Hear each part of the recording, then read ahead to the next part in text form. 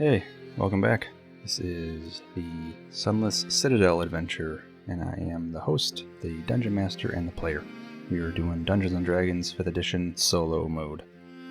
So, this is session 2, and on session 1 we met the player. His name is Dempsey. He is a halfling ranger, and he is with his dog, Dexter.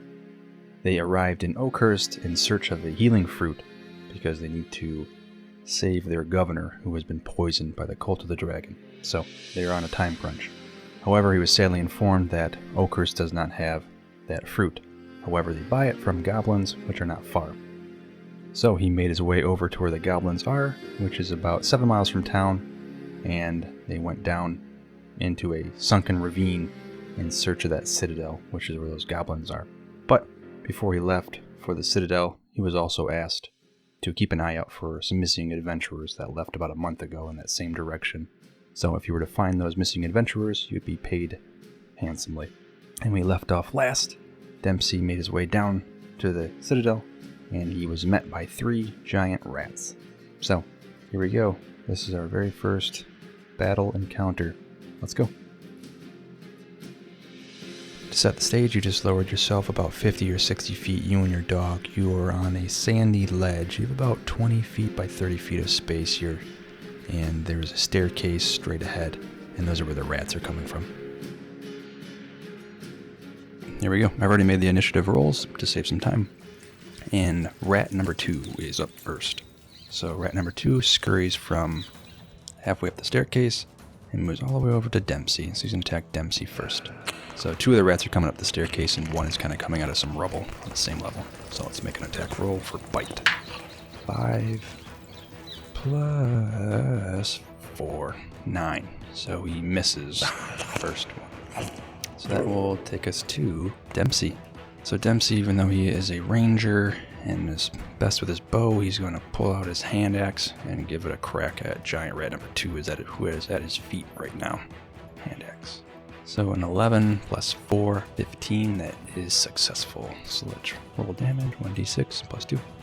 He rolled as high as he possibly can, so 1 big old whoosh, crack. Slapped that rat right in the dang skull, cracked it in half, and it just lets off a nasty little shriek and plops to the ground right in front of him. So, hell yeah, 1 down, 2 to go. Here I was, afraid. Alright, so now rat number 1, who is in the rubble, is going to scurry up towards Dempsey, and it would have been huge here if that rat didn't die, because they have advantage if they're within 5 feet of their allies. So he's going to make another bite attack at Dempsey. Golly. 2, no, misses. Lunges at Dempsey's feet and goes right between it.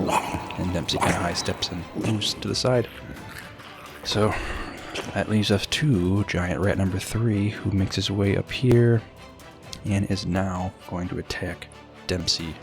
And this rat does have advantage because he is within 5 feet. So all 3 rats are, natural 20. Yeesh. So d4. So roll this. Alright, so a 3 and a 4, so 7 plus 2. So 9 points of damage. And that was why I was worried of the rats, because they have a lot of advantage. So just like that, 9 points of damage. He just lunges and grabs a hold of the meaty section of Dempsey's thigh and just latches down. And that leaves us Dexter. So Dexter, the Mastiff, does have some abilities here. It looks like he has only 1 attack, which is bite. So let's just do that. And if it hits, it hits. So 17 plus the 3, so 20 easily hits. And if the target is a creature, it must succeed on a DC 11 strength saving throw or be knocked prone. So let's say he attacks giant rat number 3. Giant rat number 3. And giant rat number 3 has to make a DC strength throw. Let's see what it is. Which, I mean, it rolled a natural 11. Plus the... No, wow. I was just going to say that was a success, but it's not. -2 for strength. So, giant rat number 3 is not prone. I'll put a ring around him, so I remember that. So 3 is prone. Okay, Dempsey is going to make a a crack at Giant Rat 3, which I don't think I ever even added the damage that he did. So I gotta roll that, which is a 1d6 plus 1. So who knows? He might even be dead right now. Alright, so 4. So -4 to Rat 3. Okay, so he's gonna take... So Dempsey the Ranger is gonna take another crack with his hand axe at the weak rat. Rat number 3. Which is +4 to hit. Rolled a 4 and 8. So a miss. Hits the dirt. And that will bring us up to rat number 1, who is going to make another attack at Dempsey with advantage. I didn't move Dempsey because the opponents would get an attack of opportunity, so he's kind of staying where he is. So 13 plus the +4, that will hit. So we're going to roll a d4. Well, no, actually there's advantage, so let's roll it again. Nope. Okay. 1. I was going to see if it was a natural 20, then I would have to double it. Roll a 1, so 3. So rat number 1 bites down on Dempsey here. A little nibble, a little bite of the calf, and he takes 3 damage here. So yeah, just like that, things aren't looking oh so hot for the old Ranger. That goes to rat number 3. And let's take a look at the rules for prone. Let's just see. In the D&D basic rules for 5e, it says for 5e it says that when prone you may spend half your movement. Okay, so he'll spend half his movement to stand up, so it doesn't do anything. So rat number 3 is going to bite at Dexter the dog this time. He has advantage. That was a 1.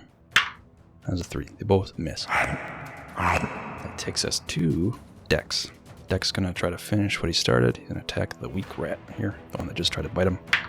Nope. Just 4, miss. Scrapes into the dirt. The rat and the dog are kind of rustling around right now in the dirt, basically.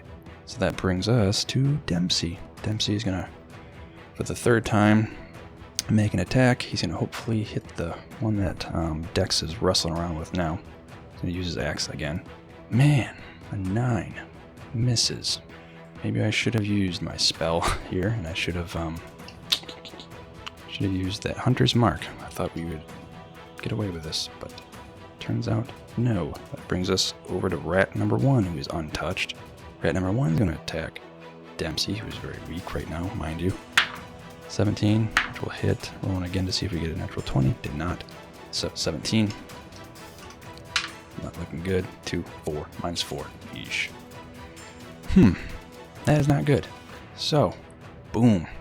Rat number 1 jumps up and strikes again, biting poor Dempsey right here, right in the flank, right in the side, and taking a little piece off of his armor and puncturing some of his skin. So that will drop us down to old rat number 3, who's wrestling here with Dex, which will succeed here. 14 and a 1. 14 will hit. Poor Dex here. He's gonna get bit. Alright, which is a 2 and a 4. So both people here looking pretty beat up here. Takes us over to Dempsey. Ah boy. I'm gonna use it. I'm going to use, that doesn't really help us. I'm gonna use my hand axe again here and try to get rat number 3. 14. 14 plus the whatever. I know I hit it. Let's see what the damage is here. 1d6 plus 2. Number 5 plus the 2. 7. So crack right in the spine. Dempsey swings his hand axe and strikes, even though it was kind of a risky shot because the two were wrestling. Rat number 3 is now eliminated. So that brings us to Dex. Dex is still kind of rolling around in the dirt with this dead rat. Realizes that he's no longer a threat and is going to lunge towards rat number 1, who is untouched, mind you. 10. 10 plus what? 10 plus 3, 13. That is enough. That is enough to hit the rat. So let's see what he does here. So he rolls a 2 plus the 1. So 3. So rat got attacked by a Poor old Dex here. Took a nice little chunk out of that rat. Now the rat and the dog are engaged in combat, and that will make the rat roll to see if he gets away with not being prone, and he is knocked prone. Rolled a natural 9 minus the 2, 7. So the rat is now on the ground. The rat is going to have a hard time running away if he wants. And the rat is going to make another attack on... Actually, that falls back on Dempsey. It's now Dempsey's turn. Alrighty. Let's see. Dempsey's going to attempt to swing his axe down here. 11 plus 4, he hits. So let's see here. Can we do it? 1d6 plus 2. 4. So, even though he's quite the marksman, Dempsey never needed his bow. He's going to take one last swing with his hand axe and just cleave, kind of with the broad side of his axe, his hatchet here, and just crack the skull of that rat. And the rat's going to go scurrying across the ground and land right in the old abandoned fireplace, the fire pit, and that is where he lays. So, that will end combat with a narrow escape. Not much health left on either characters, but nonetheless, it is a success.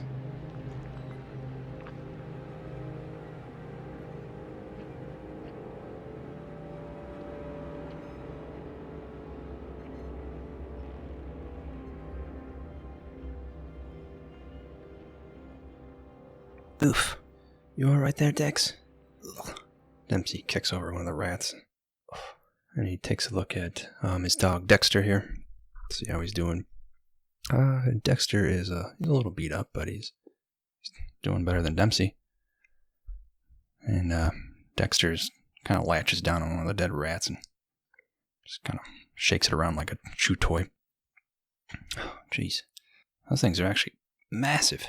And if you look at these giant rats, I mean, they're about the size of not Dexter's huge, but about size of a small dog, basically. So, I mean, these are unusually large size rats. Oh, man. These things are ridiculously huge. Here, Dex, spit that out. You don't know what that's been. Let me cook that first, at least. So, Dempsey grabs the rest of the rats. There was already one in that old fire pit. And yeah, make a survival check at that fire pit here. Let's see what we got here. So, 11... plus the old 1. So 12. That fire pit looks as though it's been used for hundreds of fires. It means just really old ash and stones have been collected there and kind of crumbled away. But you can tell it's been used for over and over and over for a while. But probably been at least 2 years or so since it's been used to last. But nonetheless, you throw the 2 extra rats on top of the third rat, and they are sitting in that fire pit.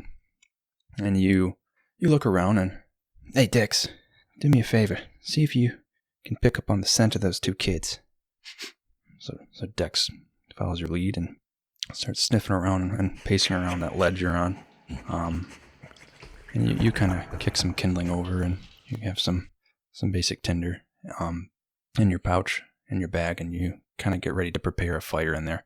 As you're doing so, you kind of peer off the ledge. And while Dex is doing his job, what you kind of see from high up is a fortress emerges from the darkness. The subterranean citadel, though impressive, seems long forgotten.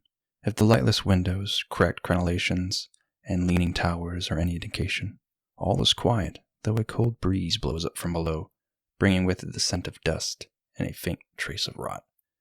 I think we're alone for the most part now, but I'm going to do one more pass over here to make sure there's no more giant rats. So you continue to kind of circle around the ledge you're on.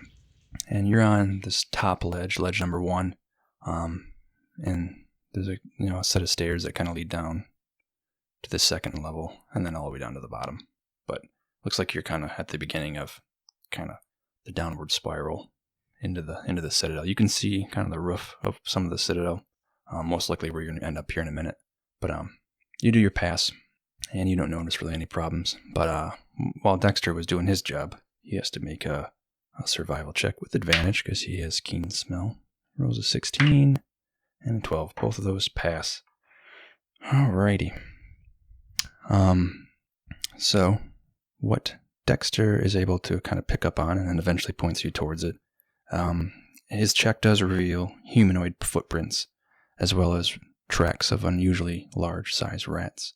And you check the rats that you've kind of thrown in the fire pit here, and those tracks match up except for another set. Some of the footprints look as though it's even larger rat than the three you have in that pit.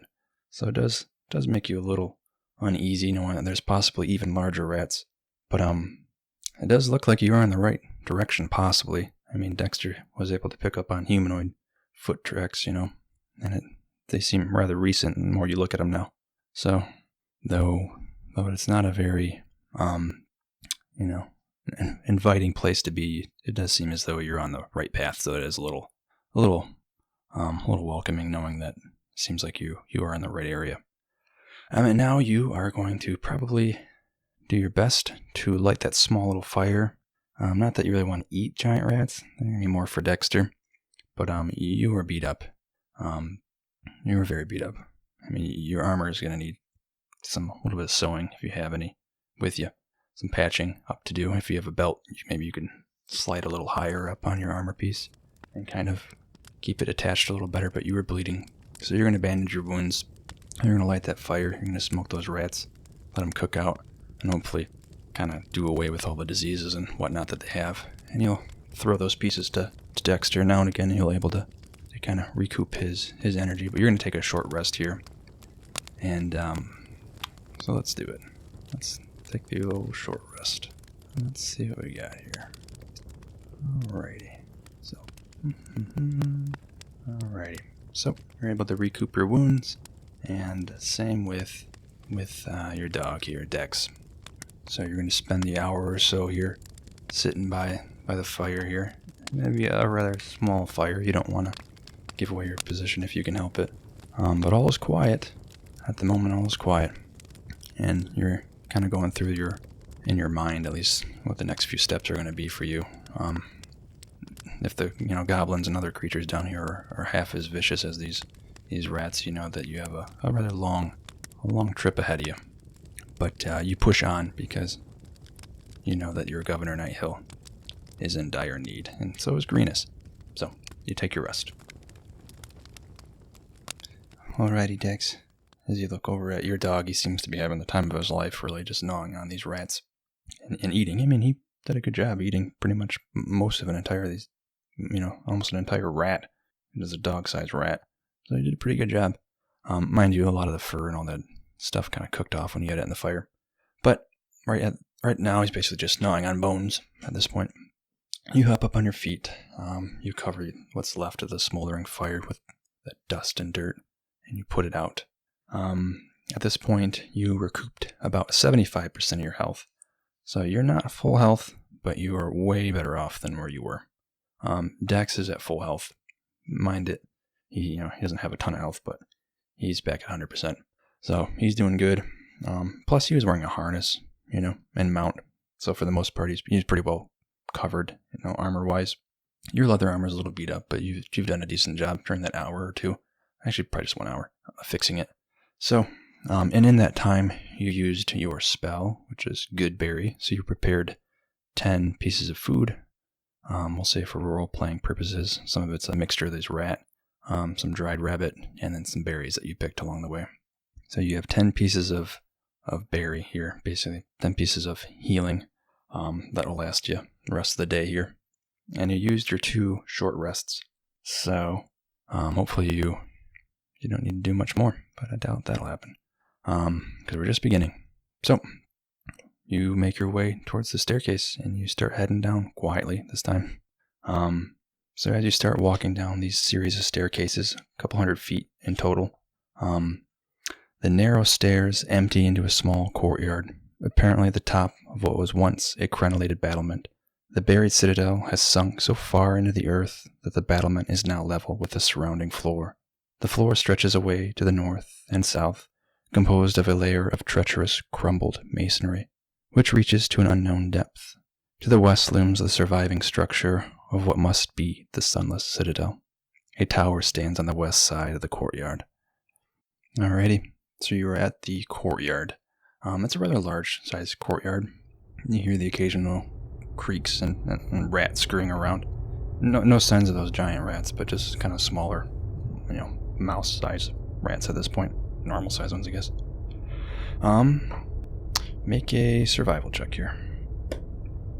Okay. 5 less than... Alrighty. So, if you look straight ahead, which is to the west, there's really only one door. And it looks like that is where the sunken citadel really begins. So, you start making your way across the floor, and you are standing on some uneven masonry, and it starts to kind of crumble at your feet. Dexter is right behind you, and he's almost struggling as well. Make one more survival check here. Alrighty, 3 plus the 1, 4. So you are struggling to move your way through this thing easily. As you look to the ground, even though you're very light and your dog's, bigger than you, I guess, but the two of you combined are about the size of a human. You're definitely struggling. So the floor underneath you starts to crack and give way, and you start sliding. Your feet go into the. Make a dexterity saving throw. Dexterity saving throw. Alrighty, 10, which is just enough. So you're able to catch yourself right before you kind of slip in. And as you kind of stop and you brace your feet with the crumbling floor beneath you giving way, there's a space between kind of your butt and where your feet are. There's about like a foot gap, and the rocks and stones kind of tumble through there. And you hear what sounds like a giant rat, possibly 2 in there, squealing. And you kind of catch with a little glance of your eye, you can see that there's another corpse down there, possibly. And it almost looks like a trap. But you scoot backwards. Oh, this place is a nightmare. I'm going to have to take it a little slower here, I think. So you kind of backpedal, and you kind of hug the wall, and you kind of circle from south and work all your way up to the west. Make another. Alright, that time was 19. So, rather light on your feet now. Moving with purpose, but you're moving a little slower maybe. And carefully, you and Dex make your way to the door. And you open it. And it's not locked. It's actually kind of halfway open. And you swing the door open quietly, and you move your way inside the sunken citadel. From inside the circular building circular room of the Sunless Citadel, the wooden door quietly opens. In the corner, a young halfling male slides through the open doorway. Ever so quietly, his dog at his side. The ranger is wearing a dark green cloak, some leather armor underneath.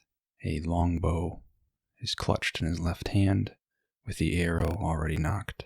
Hanging to his right side is his hand axe. Hey, Diggs, take a look around. I want you to be quiet, but see if you can pick up on the tracks of those kids we're looking for, and let me know if you hear anything, but be quiet. Dempsey slides through the doorway completely and scans the room. This circular area is cobbled with cracked granite, upon which sprawl the bodies of 4 goblins, apparently slain in combat. One corpse stands with its back against the western wall. The spear that killed it still skewered it, and holding it upright. 3 wooden doors lead from this area. A hollow tower of loose masonry reaches 30 feet into the air, but the intervening floors and stairs are gone, except for a couple crumbled ledges.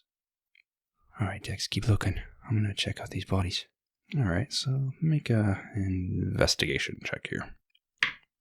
Alright, 3. Well done. Let's see what your plus is. +1, 4. And it doesn't take much to see if the goblins have anything here. You can tell that they've been dead for a little bit. You're still pretty familiar with hunting and just trapping in general. How long if you leave a rabbit, in the trap for too long. You can tell the bodies have been looted. At least you're unable to find anything. For all you know, they don't have anything. It looks like behind the corpse of the one that is strung up against the wall with the spear, looks like there might be something written behind it. Or it might just be dried blood. I would make one more investigation check. Yeah, looks like dried blood. At this point, your dog Dex is pointing at the door to the northwest. So you've kind of circled around. You've passed one door to the southwest, and you're making your way up towards Dex. What is it, boy? And at this point, you hear something faint coming through the wooden doorway. Once again, it's wooden. These are old buildings, clearly. So they're not airtight by any means. They're not latched very tightly. So Dex, your dog, is kind of going a little crazy. He's definitely, doing his best to inform you that there's something coming through that doorway. All right, I'm going to quietly open it. So let's try to make a stealth check as you open this door. All right, 15. I believe we have a +3. Yep, you do. So 18. About as quietly as an old wooden door can open. It opens, and you are looking down a long, narrow, not super narrow, but compared to the building, the room you were just in, about 10 feet wide. It looks like there's a door to your left, a door to your right, almost at the end, and then straight ahead there's another door. All wooden doors. And you definitely hear something now. All right, Dex, I hear it. And Dex starts walking forward towards the first door. The obvious door all the way to the end. Oh, gosh. You quickly follow behind it. Okay, Dex. Make one more perception check. Alrighty, 9. Let's see. Eventually I'll remember what I have. Yeah, +1, 10. Sounds like someone's crying. Sounds like you hear, someone definitely sobbing. At least that's what you can make out. Or they're laughing. But you think they're crying. That's odd, Dex. Alright, I'm going to open it. But you be quiet. You don't go barging in there. Wait for me. Alright, so make another stealth check as you try to attempt to open this quietly. This time you're not able to make it open as quietly as you'd hope. The previous couple, with ease. This one definitely needs some WD-40, because this is...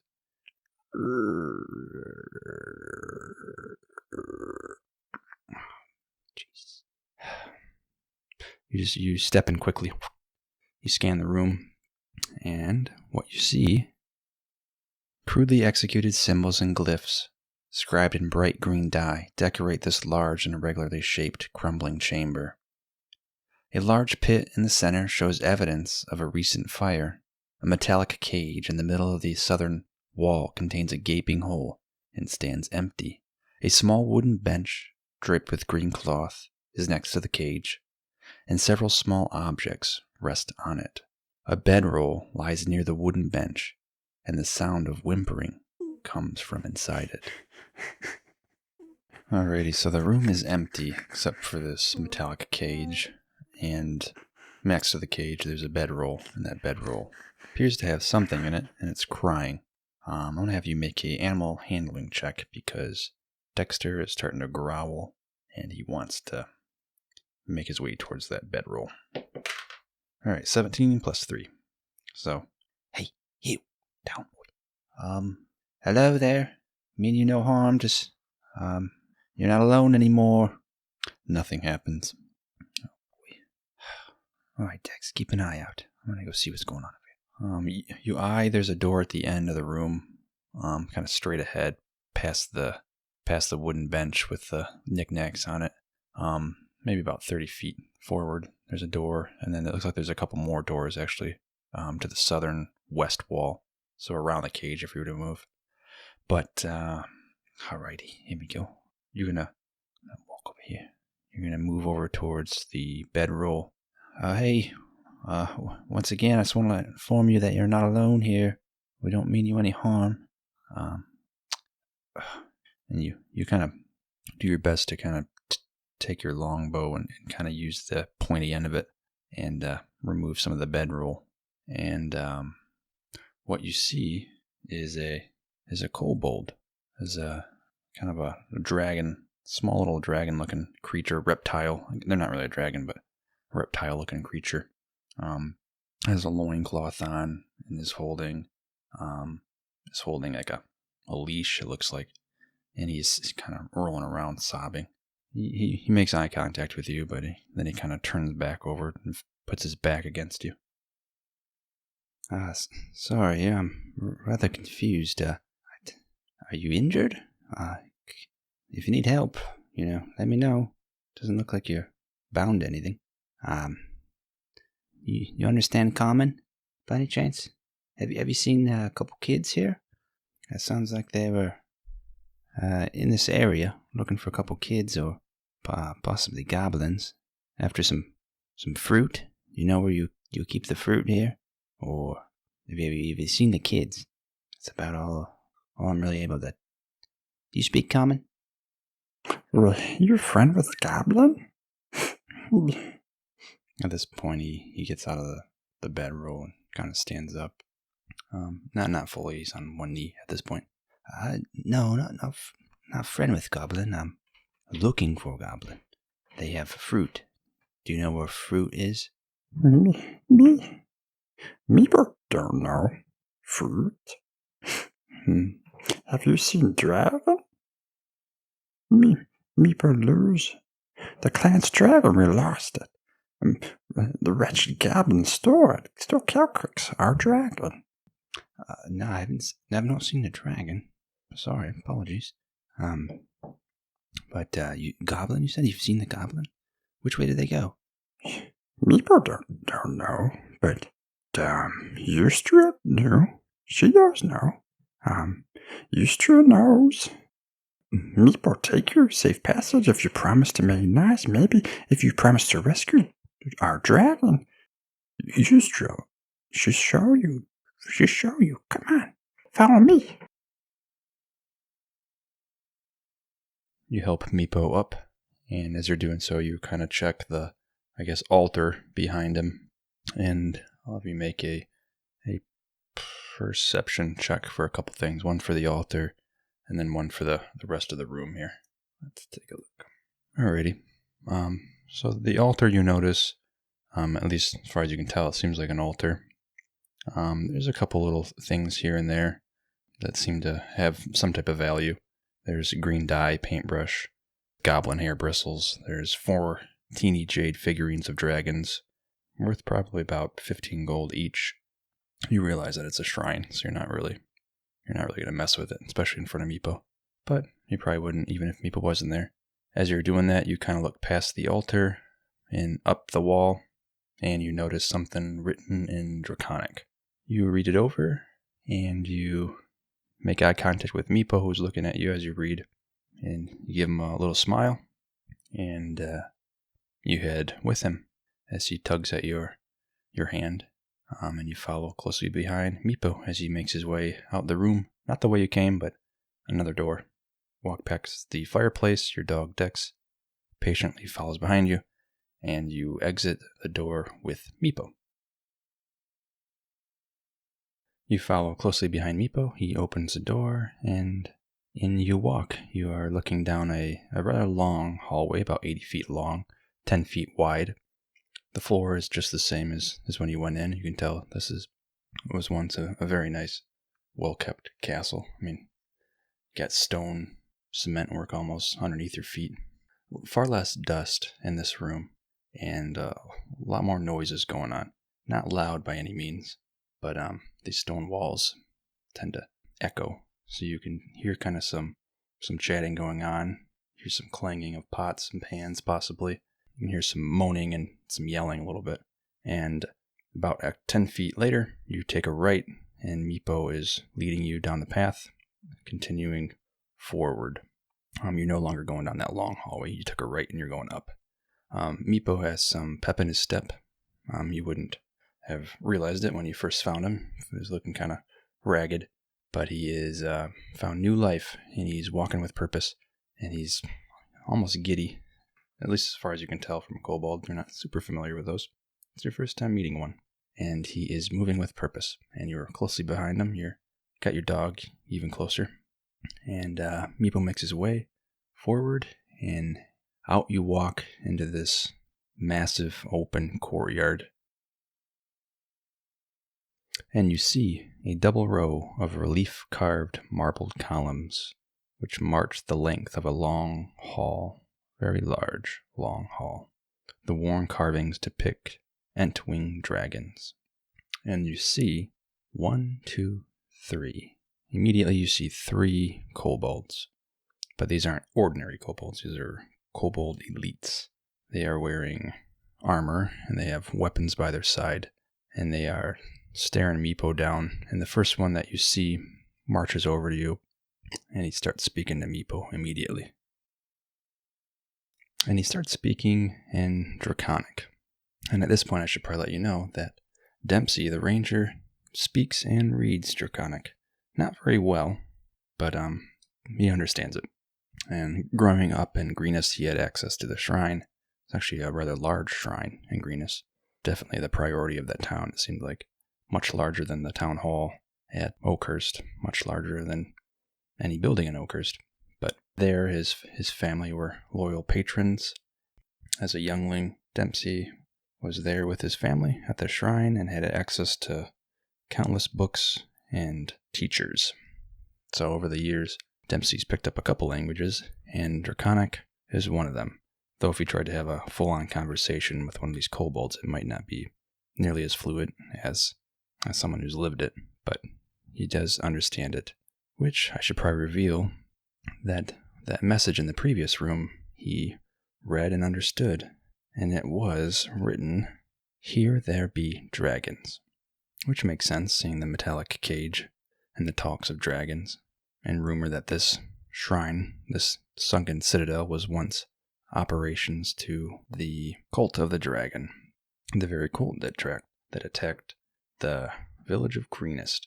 So, as all this is going on, the kobold elite makes his way over to Meepo and make a perception check. 13, 14. This kobold, though it's difficult to tell on a kobold, is not pleased, and especially so at Meepo. And maybe you too, but he's talking to Meepo right now. Meepo, you should not have come back. Eustriel does not want you here. Meepo bring friend. We look for dragon together. Me need to speak with Eustriel. No, Meepo.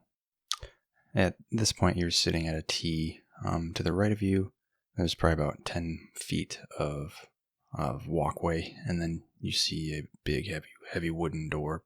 And behind that, you can hear some pots and pans, and you can hear people moving around. And then to your straight ahead, there's the elite guard speaking with you and Meepo. And then if you look all the way down to your left, you can see past these pillars, series of pillars, there are a couple more elite guards there. And then what appears to be a altar that is kind of carved out to be a seat. And above that seat, looks like there's a head of a dragon. And that's about as far as you can see. And there's someone sitting in that seat at the moment. Looks like they're having a conversation with some of the elite guards. It looks like a kobold as far as you can tell. Just dressed a little differently with like long flowing white robe. Yeah, excuse me, sir, I'm sorry. You silence. You too, Meepo. I told you should not have come back. What part of banished don't you understand? There. He grabs Meepo by the neck, and he drags him over to the door, which is to your right. He knocks on the door rather loudly, and he yells something in Draconic. It's hard to kind of understand exactly what he's saying. You're kind of just sitting there, and he looks back at you. You too. Seems like you've befriended someone who's not well liked at the moment. And you, as you're looking at him, the door opens, the wooden door opens, and he steps through. He brings Meepo with him, and you look to your left, and you see a couple other elite guards staring at you, and they haven't moved, but they easily could. They're kind of clutching their weapons. And you decide that it's probably best to listen to this elite guard. So you follow Meepo and the guard through this room. And as soon as you walk through this room, you realize this is kind of their living quarters here. It's filled with cooking fires, which there are cauldrons kind of boiling and bubbling. And then it looks like there's maybe young kobolds and also just like, I guess, commoner kobolds, just, not military trained. And there's a couple in there that, do have weapons or so. But you can tell, okay, this is kind of where they live. There's bedrolls and lots of food. Rather smoky, not the most ventilated here. But it's lit with torches and and fires, several cooking fires. So this is definitely where they're living. And there's a lot more kobolds in here than you realized. Meepo, and you, stay here. As you and Dex walk in, he says those lines, and then he quickly makes his way out and slams the door. And there's a latch in the back, so it's pretty much locked for the most part. It'd be difficult to get in. And you hear him take a few steps, and he's gone. You're under the assumption he's going to get Eustriel. You look at Meepo, who seems to just be blindly following those instructions. He doesn't seem worried at all, which might be a good thing or might be a bad thing. You look from side to side again at the room, which is still quite smoky and hazy. So, to your surprise, most of these kobolds don't really seem to be paying much attention to you. They are kind of looking at Meepo and make a perception check. Alright, 14. Yeah, they don't seem too pleased with Meepo. Some of them, making eye contact with Meepo. And as soon as Meepo looks at them, they kind of turn their back and, try to avoid a conversation with him, and they continue doing their tasks. As you're looking around and you're doing a good job kind of holding the collar of your dog, you realize there's about 24, give or take, 24 kobolds here. So yeah, I think you made the right decision not bothering those elite guards and heading right towards their queen, basically. And you look back at Meepo and, alright Meepo, I mean, you know better than anyone. What's the plan here? You think Eustriel's ready to speak with us? Think this is it's going alright for you here? Kinda not the welcome I was expecting. I know sounds like you lost the dragon, but I getting the feeling that things aren't going too well for you right now. Meepo is ignoring you for the most part, and he walks over to the first campfire here and attempts to grab some of the food off the spigot here that's kind of rotating. Looks like a rat, maybe. Not as big as the ones you've caught or killed earlier, but for as far as you can tell, it looks like a rat. The person, or the kobold manning the spigot, slaps Meepo's hand pretty hard, and they kind of get into a verbal altercation, and then Meepo scampers away. And he walks over to the next set of campfires and tries the same thing, and this time he's successful. Kind of like an elderly kobold. Seems to, for the most part, allow or doesn't have the ability to stop Meepo from taking some of the food that's rotating, and he takes a leg, looks like, possibly, or an arm. It's hard to tell. He takes a decent chunk off one of the rotating rats that's smoldering on the fire, spinning around in the metal spigot, and he walks back over to you, and he attempts to, he's already eating some of it, but he attempts to give some of it to Dex. So how does Dex handle this? Let's do let's do an animal handling check here for Meepo. Alright. Meepo's so unthreatening looking that Dex is not worried at all, so he just willingly accepts the food and scarfs it down. Yeah, Meepo, did you hear what I was saying there? Things aren't going kind of how I thought they would go here. Is Eustriel like you? Is this kind of normal for you? Didn't get the best vibes when I got here. Food? The rat? What? Here. Jeez, thank you. You grab a handful of greasy, smoldering rat meat. You smile, and he's not letting go eye contact. He wants you to eat it. He's gonna make sure you eat it, and Dempsey being the nice guy. Oh, thank you. Just attempts to scarf it down and chewing on it. It's awfully gritty. It's still a lot of hair. They didn't bother to skin it, so it's not the best. But you're familiar with wild game, so you stomach it for the most part. And you take a seat next to the fire where the elderly kobold is cooking, and Meepo continues to kind of pick at it, and Dex is pleased with the outcome. And what goes on for about an hour or so goes on, as you're there, Meepo's there. No one's really talking to Meepo except for this elderly, who's not really talking to Meepo, but is just allowing this to happen. Meepo does scurry off for a couple minutes, and it seems like he has like a pile of supplies in a corner. Each kobold seems to have their own little area in this room, and you can, from what you can tell, looks like Meepo does have a little, almost like a locker, you could say, a little pile in the corner with looks like a cage. It's hard to tell. He's kind of far away. Quite a large room. You know, you're right in the middle of it. So, and there's, like I said, there's 24 kobolds in here scurrying around doing their task, and it's smoky, so it's difficult to see. But it looks like Meepo has a series of like small cages, and some of them seem to be containing like a wild animal. As far as you can tell, it looks like insects and possibly a rodent of some sort, maybe a rat. And he comes back. Looks like he didn't really grab too much, but he was kind of almost taking inventory of his supplies, it looked like. And as the hour goes by, I mean, you can't help but kind of, you know, in your mind keep reminding yourself of, you know, why you're here, why you're in the Sunken Citadel in the first place. And your quest is one that requires haste. So you're doing your best to kind of remain calm, and you think it's probably in your best interest to wait until you were fetched. But you can't help but think that, you know, you're wasting a lot of time here. But that hour goes by, as far as you can tell, in the smoky room. An hour goes by, and the wooden door receives a knock.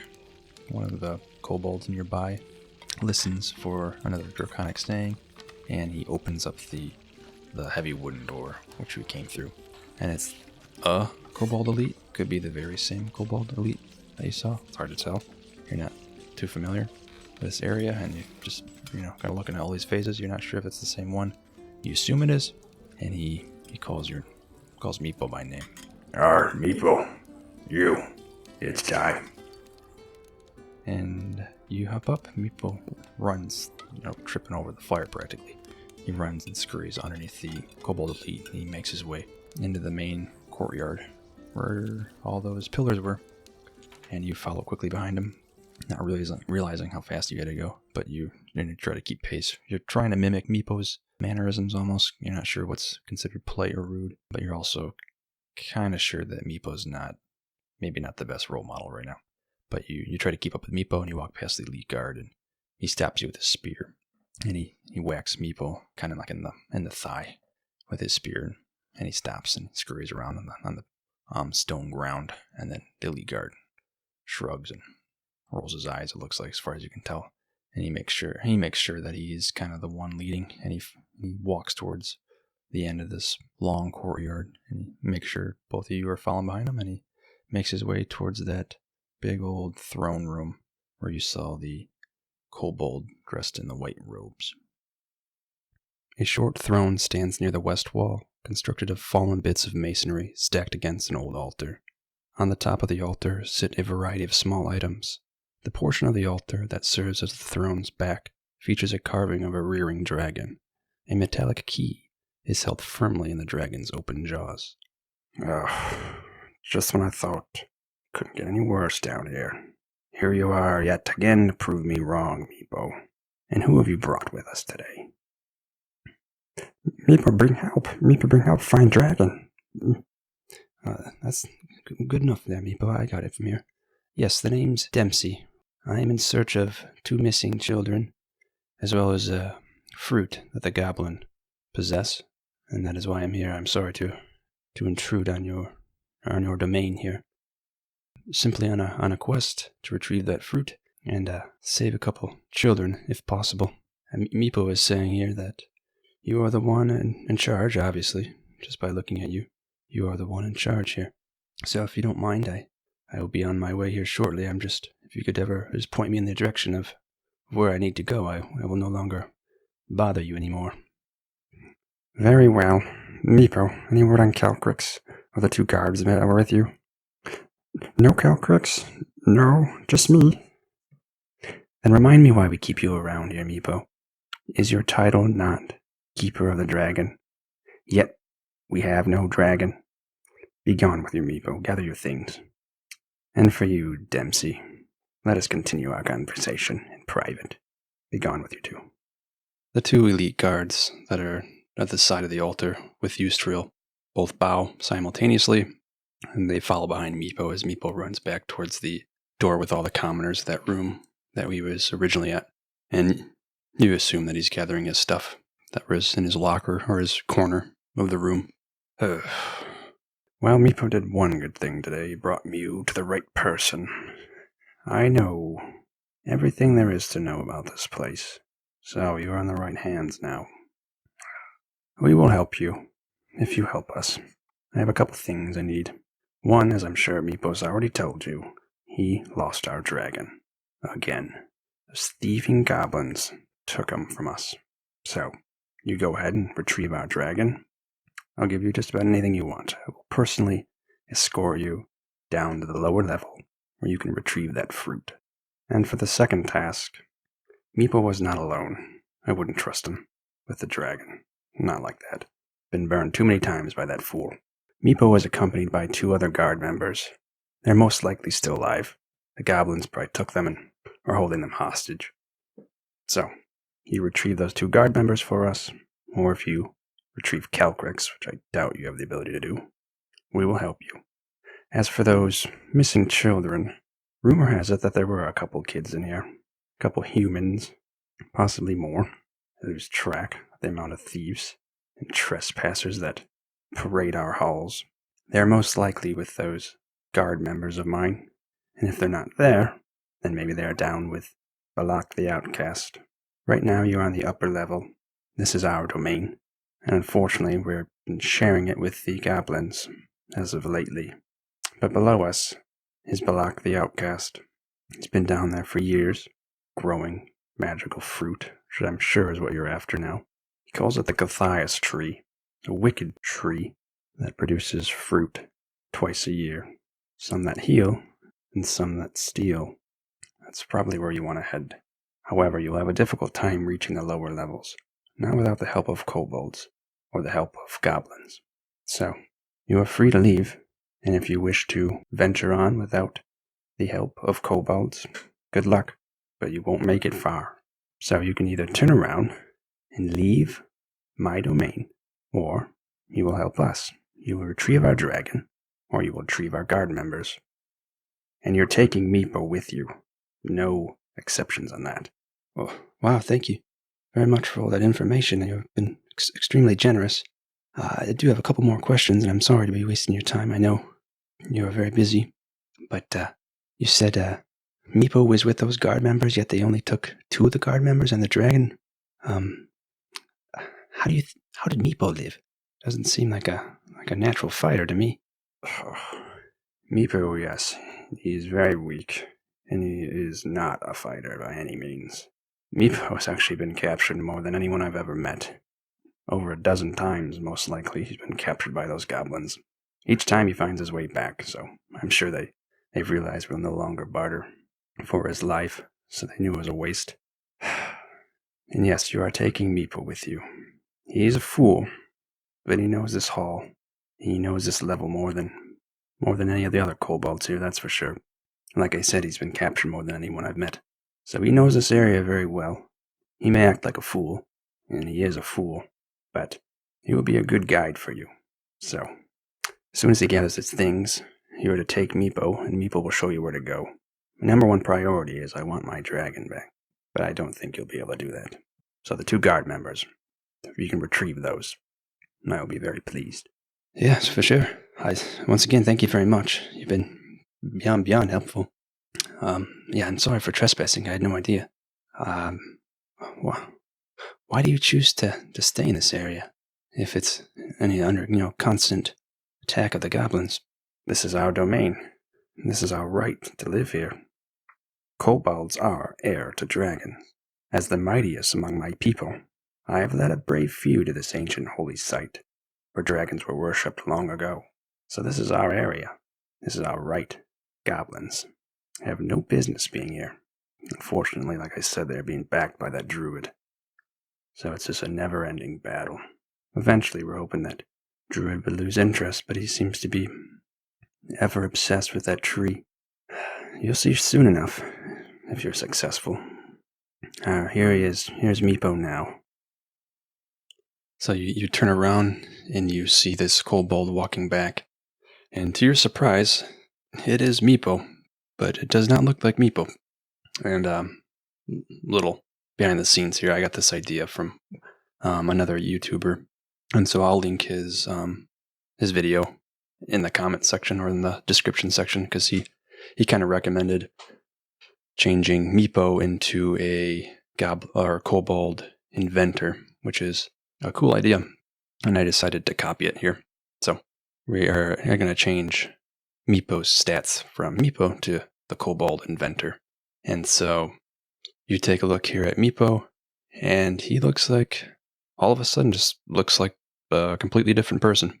He looks actually capable of doing damage. The first thing you notice is that he is holding a spear. It looks like a spear. The closer he gets, you realize it is not a spear, it's a staff. And at the end of the staff, kind of where the spear portion would be, there is a giant scorpion tightly tied to the end of that stick. And he's got a big stinger. It's kind of, moving from side to side, like just waiting to touch skin.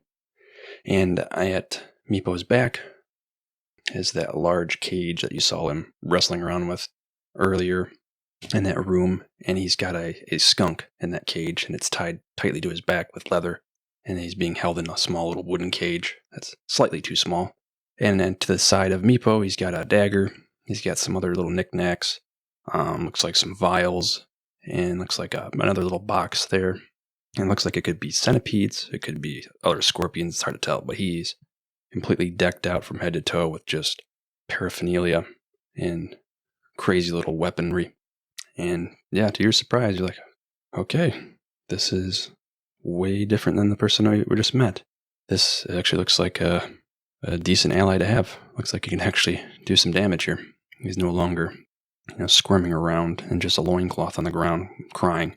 He's got a bit of a mean streak to him. Still the same brain, but you're pleasantly surprised. Okay, looks like I actually might have a little bit of help here if we do run into goblins. Alrighty, Meepo. You will take him.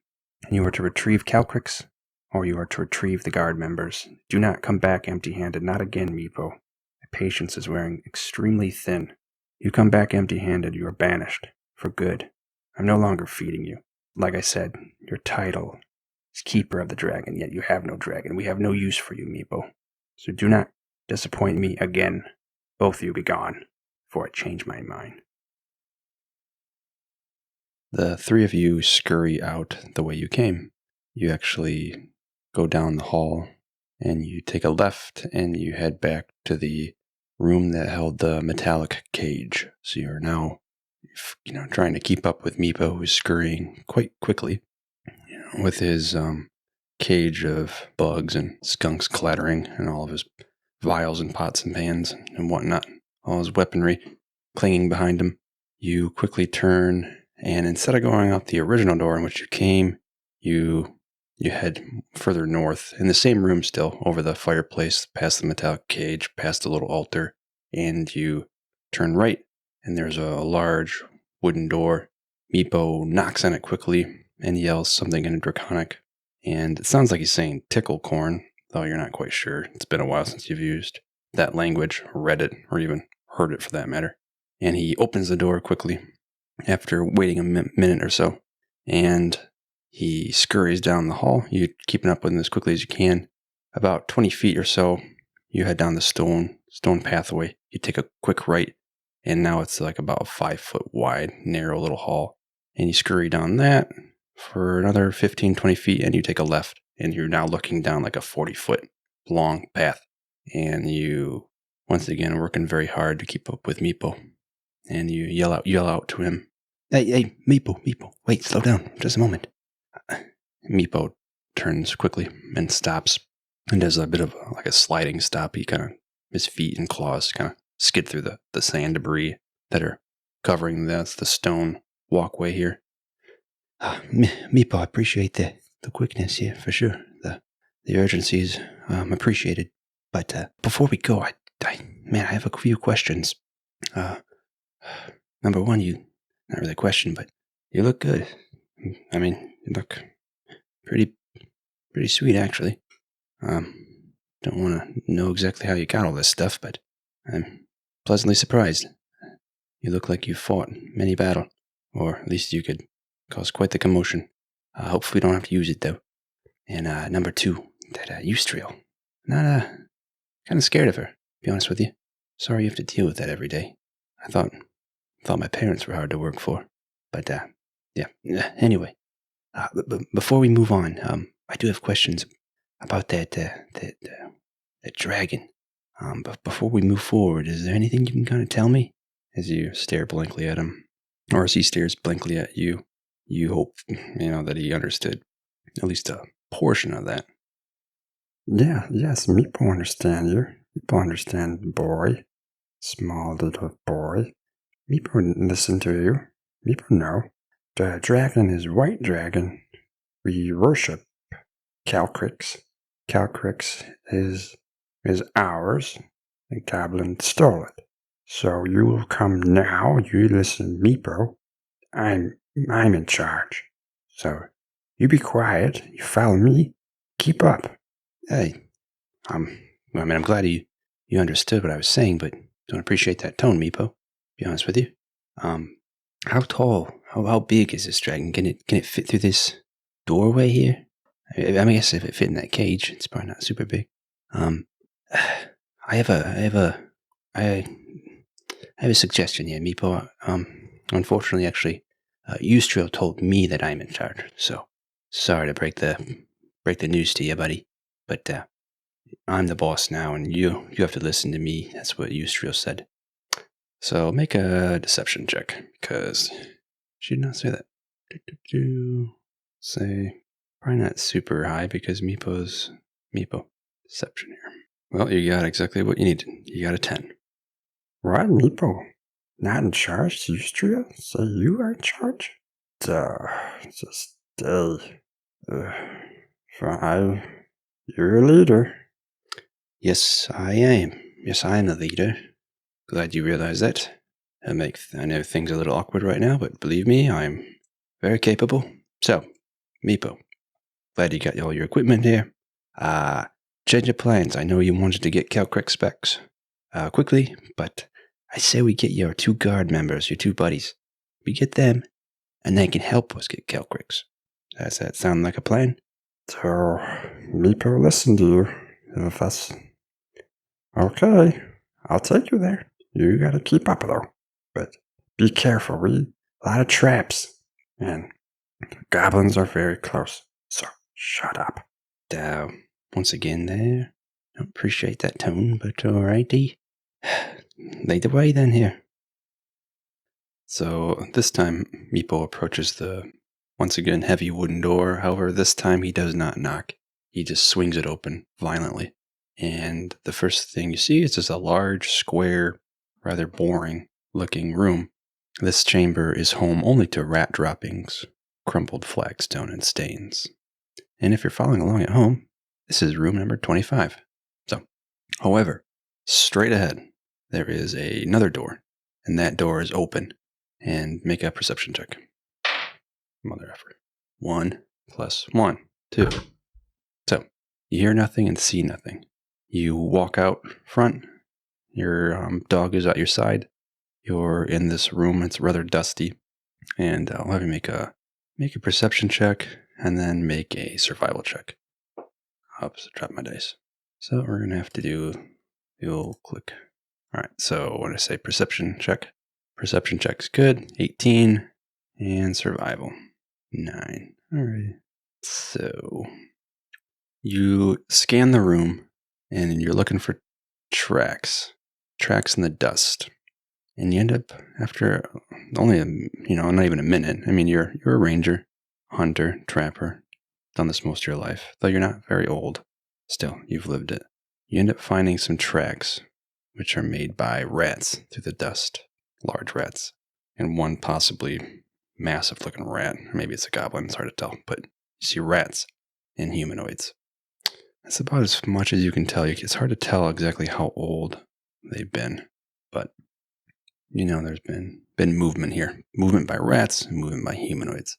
Meepo is watching you, whether it be out of spite or out of, jealousy. He's waiting almost for your permission to continue on. So he's just kind of, not doing anything except for the minimum almost, since you are the one in charge.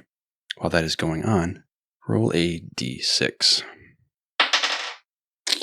You're lucky. 1. You roll a 1. So as you're focused on the ground, same with your dog, who's kind of sitting down now. You look up, and through the doorway, you hear something coming. And as you see there's a silhouette in the doorway. And that silhouette is a skeleton. It just looks like animated bones. The creature appears to be nothing but a set of bones. Pinpoints of red light smolder in its empty eye sockets. The bones animate together while grabbing a weapon as it heads in your direction, lurching forward. And it is grasping a busted up sword, just like a short sword or a cutlass. It's hard to tell, it's been cracked off at the end, but still, just as pointy. Most of its outfit, which is leather, is almost completely gone, deteriorated. Bits of metal in here, like from the belt, and obviously the weapon still still intact. And I'll have you roll for initiative against this one skeleton. All right, the order I've already rolled to save time. It is Dempsey, the skeleton. So Dempsey goes first, and then so on. But so with lightning speed, Dempsey pulls back, grabs an arrow, knocks it on his bow. Oh man, that's not good. And without thinking, he just lets it rip. Alrighty, so 21 to hit. That will hit. 5 points of damage. I'm seeing what its immunities are. Alright, so cool. Alrighty. So the arrow flies and sticks right in the skeleton's chest. Cracks a couple of ribs in the process. Right through the sternum. Into the back of the spine. Yeah, it is unfazed. And it continues to lurch forward. Alrighty, that will leave the skeleton's turn. So skeleton is going to make a swing with his short sword or his cutlass, and he's going to attack Meepo because Meepo kind of had his back to the door and was facing the group as they were looking around for tracks. So I know that is nothing, so 9 total. That will miss. So skeleton's not very fast. It slowly raises up its cutlass and then just comes slamming down with it. It sparks into the stone flooring. And that will leave up next Dexter the dog. So Dex makes a running leap past Meepo and turns around and jumps towards the femur of the skeleton here. And that is a natural 20. So yes, that'll hit. Let's see. I will and he's using the bite, which is 1d6 plus 1, which is a 6 and a 5. Alright, so that's enough. Like I said, Mastiff runs past Meepo, skids in the sand, dives forward. I mean, this is a giant dog. Enough for Dempsey to ride on the back of it. Leaps towards the femur, takes not one, but 2, takes both femurs in the process, click, click, and they crunches down on his jaws, and they splinter, and they crack, crunch. And in the process, everything above those femurs, the hips, the ribs, spine, the skull, everything just comes crumbling down. It's just a pile of bones now. And just as that was happening, one more skeleton emerges from the doorway. You see it once again, another silhouette, as it starts making its way forward. This one has the same build, same set of weapons. It looks like, however, it's holding a longbow in one hand and holding a sword in the other hand. And it is that one's turn to attack. He's going to attack Dexter the dog. So it looks like that will hit. 11 plus the 4. Yep, 15. That will hit. So he lets a rip with the longbow, and that is a 1d6 plus 2. 5, 7.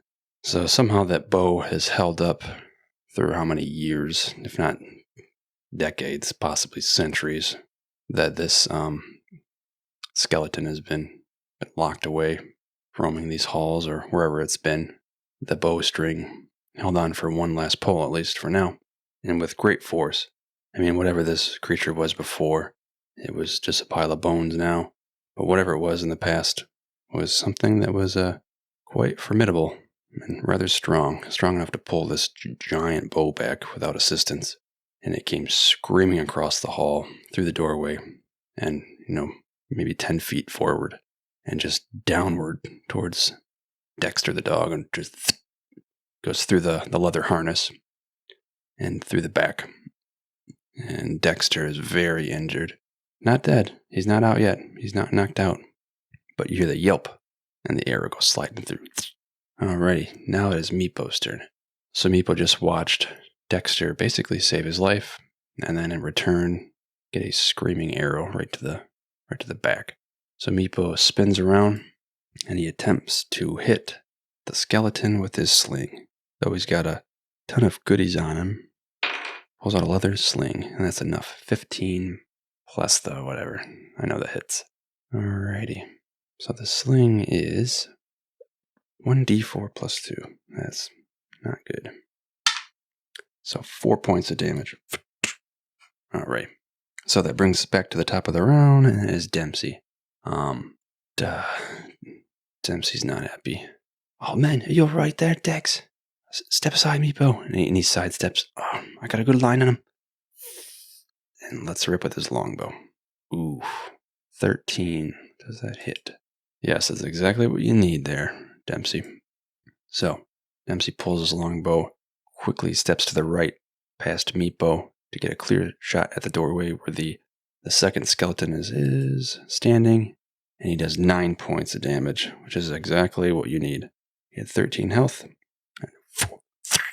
Right through the eye socket, and just boom, shatters the skull. Like practically 100 pieces. And it crumbles in the doorway. Oh my, Dex. He runs past the group and slides through you alright, Dex? Meepo runs to the doorway and scans the room that the skeletons came through in search of any more of a threat. As Dempsey is knelt over the dog, the group, at least for now, lives to fight another day. And I think right now is actually a great time to end this session. So appreciate you listening, and we will see you next time. Thank you, and goodbye.